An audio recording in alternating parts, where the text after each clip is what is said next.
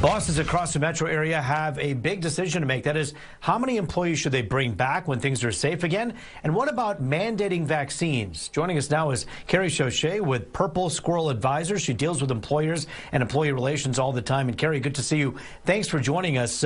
What exactly are employers saying right now? What I'm hearing from a lot of employers, too, is they can't fill open jobs.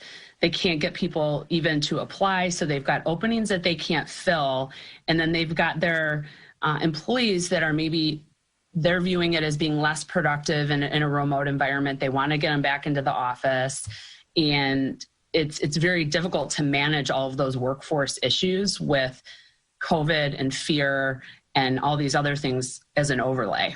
Yeah, Carrie, that's a lot of factors all piled into one decision there. When you take a look at the vaccine issue, this can be a sensitive and a touchy one.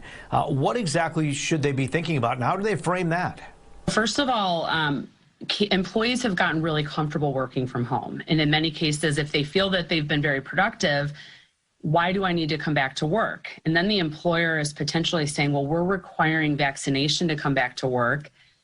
And they may not want either of those things. And so, meanwhile, the employer may have open positions, and now they might be scaring off their existing employees, who either A, don't want to get vaccinated, or B, don't want to come back into the office. And so it's a real conundrum for the employers. Well, Carrie, I know you don't have a crystal ball, nor do I, but if you take a look at what's going to happen in the next 6 months here, in the next year here, when things do get better, where do you see this going? How do you see employers framing this for their employees?